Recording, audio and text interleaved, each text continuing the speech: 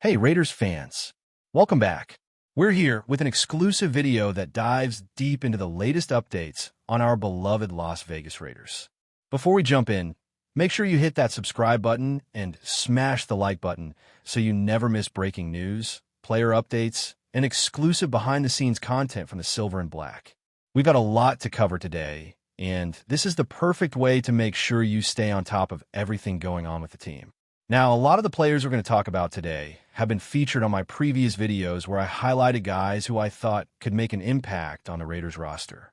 These are the players who, in my opinion, have been on the bubble, the fringe of making the team, and now it's really about proving themselves in training camp, preseason games, and joint practices.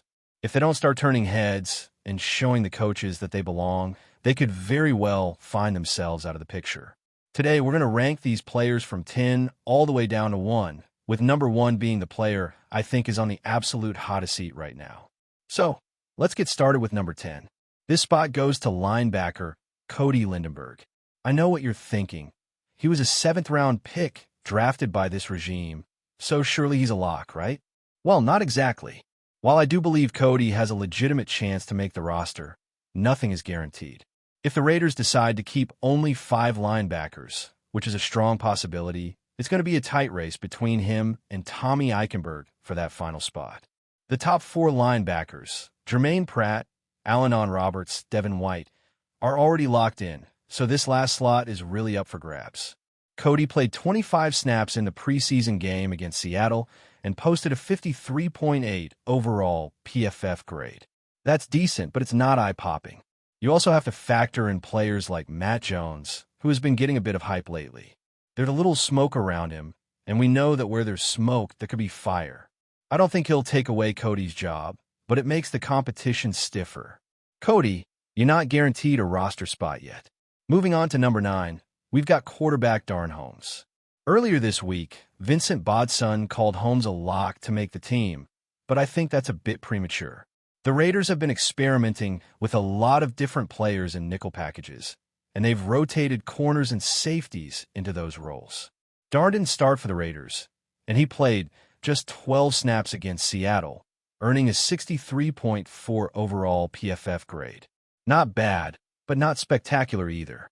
The team has shown a lot of confidence in Greedy Vance, who could be the long-term solution at cornerback. When you compare Darn Holmes and Greedy Vance, the long-term upside favors Vance. And then there's Kyer Elam, also known as Kai Blue Kelly, who played with the ones in practice and recorded an 83 overall PFF grade, the second highest on the defense.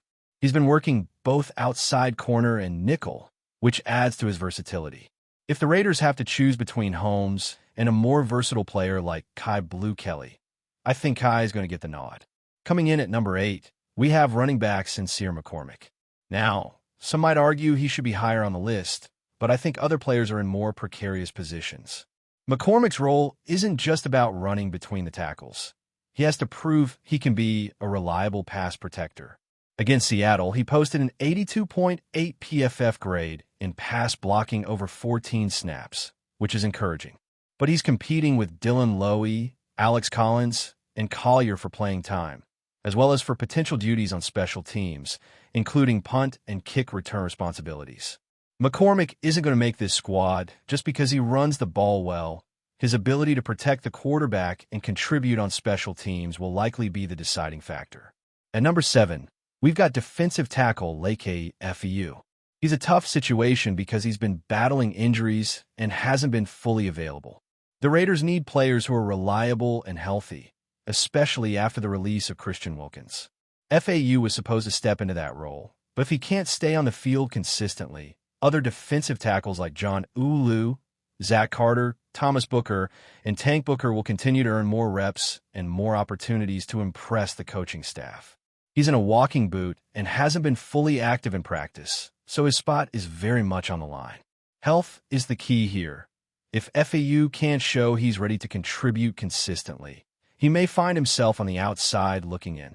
Number 6 is safety/cornerback JT Woods. The Raiders have listed him as the second option at safety, essentially replacing Jakorian Bennett, but his preseason performance has been rough. He only played in the fourth quarter against Seattle and struggled significantly, earning a 35.6 overall PFF grade.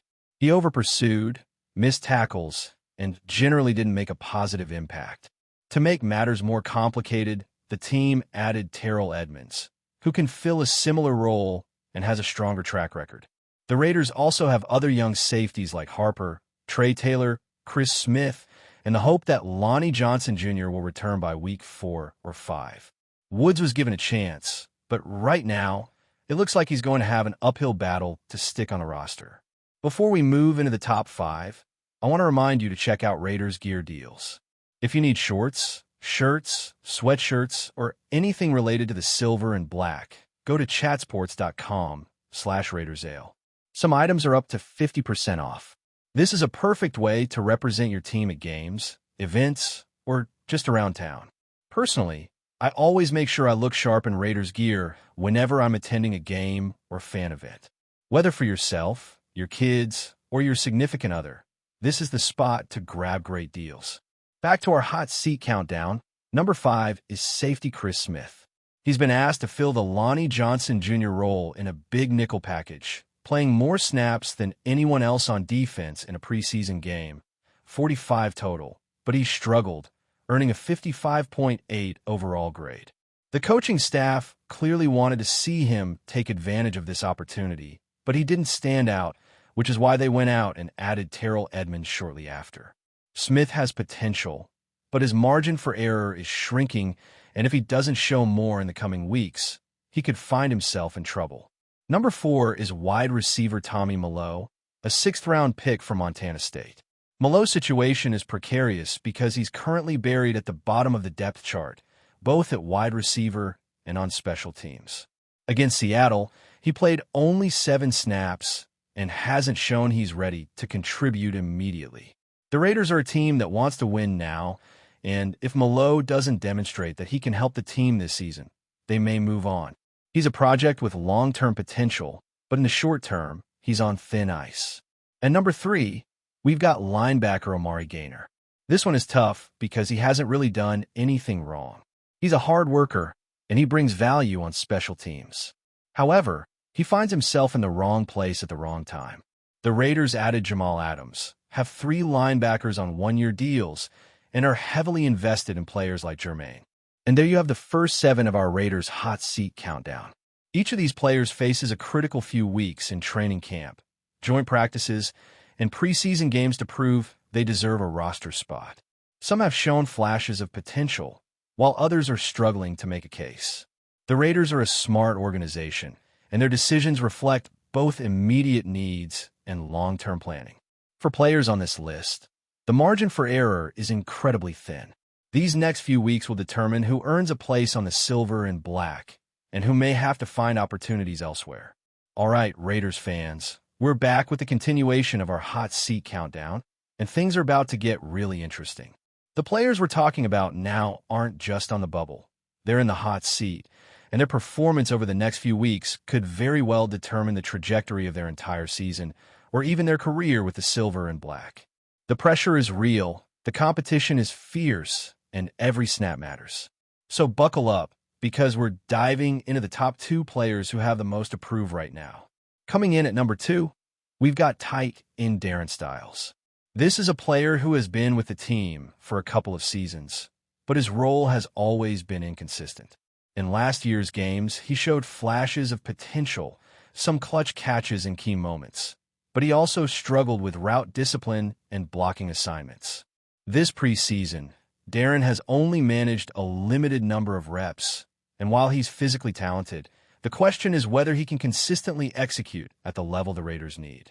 Darren is competing with rookies who are hungry, with tight ends who can offer more versatility, and with players like Foster Moreau, who is already established as a reliable target in both the passing game and blocking schemes. If Darren doesn't step up, he could see his roster spot slip away. Now, what makes Darren's situation so tense is the Raiders' offensive philosophy under Josh McDaniels. They value tight ends who can create mismatches, who can line up in multiple positions, and who can contribute on special teams if needed. Darren hasn't yet shown that he can be that versatile weapon consistently. In practice, he's flashed some big play potential, but in game situations, he's been a step behind. The competition at tight end is fierce, and the coaches have been clear. They want players who can execute cleanly under pressure. Every drop, every missed block, every route run a step slow counts. Darren is talented enough to make the team, but right now, he's on notice. He needs to prove that he belongs, not just in flashes, but in every snap he takes moving forward. And finally, the number one hot seat player on our list, quarterback Matt Corbin. Now, hold on, Raiders fans, before you jump out of your seats. Matt Corbin isn't necessarily in danger of losing the starting job to someone else, at least not yet, but he is under the most scrutiny of any player on the roster. The Raiders have invested a lot in their offensive line, in their skill position players, and in their offensive scheme. The expectation is that Matt leads this team with poise, accuracy, and a high football IQ. And while he has shown flashes of brilliance, he's also had moments where decision-making under pressure has been a problem. Interceptions, questionable throws in the red zone, and a tendency to force plays when he shouldn't have are all concerns that have been noted by the coaching staff and the media alike. In training camp, Matt has been challenged constantly. He's facing a defensive backfield that is athletic, smart, and hungry, which makes every practice a test of his composure. In the preseason games, he's had some impressive moments, hitting deep passes with precision and showing mobility when he needed it. But he's also had drives stall due to missed reads and miscommunications with his receivers. The Raiders are a team that is aiming for the playoffs, and there is zero tolerance for inconsistency at the quarterback position. Every drive, every snap, every audible has to be executed with perfection. That pressure can be immense, and Matt is feeling it more than anyone else on the roster. What makes Matt's spot so precarious isn't just performance. It's also the optics and expectation from the fans. Raiders fans are passionate, vocal, and expect nothing short of excellence from their quarterback. They've been through a lot in recent years, and patience is thin. The moment Matt struggles in a high-pressure situation, fans and media alike will amplify that scrutiny. The organization is fully behind him for now, but the margin for error is razor-thin. Every play is an opportunity to prove that he belongs and that he can lead this team deep into the postseason. But it's not just the offense that's under the microscope. Defense is a huge factor as well. The Raiders' defensive line has been a focus of attention this preseason, with the front seven expected to dominate. If the defensive line can't generate pressure, Matt will be forced to hold onto the ball longer, increasing the chances for mistakes. And with rookie corners and safeties being tested heavily, any lapse in offensive execution is magnified. Every decision Matt makes has ripple effects throughout the entire team. His leadership, his ability to read defenses, and his timing with receivers are all under a microscope. Let's take a step back and look at the bigger picture. The Raiders' roster is incredibly deep, which is both a blessing and a curse. The competition is intense, and the coaching staff has made it clear they want the best players on the field, regardless of name, draft position, or past performance. This mindset is fantastic for building a championship-caliber team, but creates high stakes for players on the hot seat. 1 or 2 bad weeks in practice or preseason games can dramatically shift someone's future with the team. It's survival of the fittest, and the players we're talking about today are in that spotlight. The beauty of training camp and the preseason is that it allows players to reset and prove themselves. Someone like Darren Styles can make a big catch, show reliable blocking, and suddenly become an integral part of the offense. Someone like Matt Corbin can nail every read, hit his receivers in stride, and quiet the doubters. On the other hand, failure to capitalize on these moments can lead to roster cuts, reduced playing time, or even a trade. The next few weeks are a make-or-break period for these players, and the pressure is intense. It's also fascinating to watch how rookies and younger players impact those on the hot seat.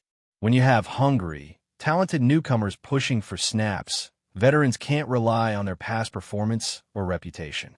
Every practice, every drill, every scrimmage is a chance to show that you deserve your spot. For someone like Matt Corbin, seeing a talented rookie QB outperform him in practice would immediately create questions about starting roles. For Darren Styles, Watching a rookie tight end execute flawless routes would amplify the urgency to improve. The competition isn't theoretical, it's real, and it's happening right in front of the coaching staff.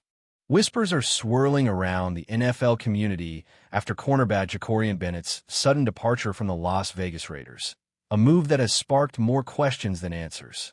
In the hours following the official announcement, Bennett allegedly made a pointed remark that has since spread across social media and talk shows. "They didn't value me." While not a direct attack, the statement has been interpreted by many as a thinly veiled criticism of the Raiders' coaching staff and front office. Sources close to the players suggest that the relationship between Bennett and the organization had been strained for months, with disagreements over playing time, defensive schemes, and even locker room leadership roles. Several insiders claim that Bennett felt overlooked despite his efforts during practice and his willingness to adapt to different tactical demands. The tension, according to these accounts, only escalated as the season progressed. It's unclear whether this frustration was tied to specific individuals or to the Raiders' overall management culture, but the timing of his departure has certainly fueled speculation. Analysts have begun to question whether Las Vegas is dealing with deeper internal issues that could be pushing talented players away, and Bennett's candid words have only intensified the conversation. The reaction from fans has been divided, with some defending Bennett's right to speak his mind while others criticize the player for airing grievances publicly. Those in Bennett's corner argue that his comments reflect a broader trend in professional sports, where athletes feel increasingly empowered to voice dissatisfaction with team environments. Detractors, however, see the statement as unnecessary drama that could tarnish his reputation with future employers. Reports from unnamed locker room sources suggest that Bennett had been privately voicing concerns for weeks, hinting at a lack of appreciation from both the coaching staff and teammates. These alleged sentiments reportedly grew stronger after key games in which Bennett was benched or given minimal snaps, despite solid performances in previous outings. Some observers speculate that the Raiders' focus on younger draft prospects may have inadvertently marginalized Bennett, sending a subtle message about where he stood in the team's long-term plans. Whatever the truth, the remark has become a lightning rod for debate, with sports media dissecting every word. It's a classic NFL storyline. A talented player exits under a cloud of controversy, leaving behind rumors, interpretations, and a fan base eager for answers. Behind the scenes, whispers indicate that Bennett's dissatisfaction may have been brewing long before this season even began. According to individuals familiar with the Raiders' internal dynamics, there were signs of disconnect during last year's off-season training programs. While Bennett was publicly praised for his work ethic and speed, insiders claim that privately he felt overlooked for leadership opportunities and excluded from key strategic discussions. His role on special teams, although valuable, was reportedly seen by Bennett as a demotion rather than an opportunity, especially considering his potential as a starting cornerback. Rumors suggest that conversations between Bennett and defensive coaches grew increasingly tense, with disagreements over coverage responsibilities and in-game adjustments. There are even whispers that certain teammates, while respectful of his talent, believed he wasn't given a fair chance to prove himself in high-pressure moments. If these accounts are accurate, Bennett's departure could be the culmination of a long-standing erosion of trust between player and franchise. Such scenarios are not uncommon in professional football, where personalities, performance metrics, and management philosophies can clash in ways that eventually make separation inevitable. For now, though, every detail emerging from behind closed doors only adds fuel to the fire of speculation. Adding to the intrigue is the fact that Bennett's statement, brief as it was, has resonated far beyond the Raiders fan base. Rival teams, sports agents, and analysts are all interpreting his words as both a critique of Las Vegas and a subtle advertisement for his own availability. In a high-stakes marketplace of NFL talent, a player's narrative can shift rapidly, and Bennett's candor may endear him to franchises that value outspoken competitiveness. However, there is also the risk that his comment will be perceived as a warning sign, prompting front offices to question whether he might become a source of unrest in their own locker rooms. Social media has amplified the drama, with former players chiming in to share similar experiences and fans engaging in heated debates about loyalty versus self-advocacy. Meanwhile, speculation grows about whether Bennett had potential suitors lined up before making his departure public. If so, it would suggest a calculated move rather than an emotional outburst. In either case, the situation has effectively transformed Bennett into one of the most talked-about free agents of the moment, with every rumor about his next destination eagerly consumed by the NFL community. As the dust settles, the larger question looming over this saga is what Bennett's exit means for the Raiders moving forward.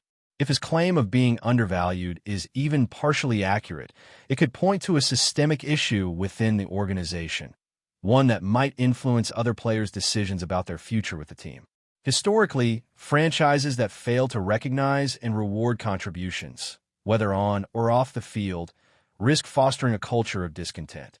The Raiders, already facing pressure to improve after inconsistent seasons, may now have to contend with the narrative that they are unable to retain talent due to internal mismanagement.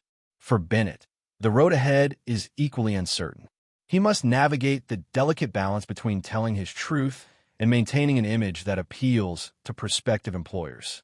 Whether he lands with a contender seeking a defensive boost or finds himself in a rebuilding squad, his departure from Las Vegas will remain a defining chapter in his career.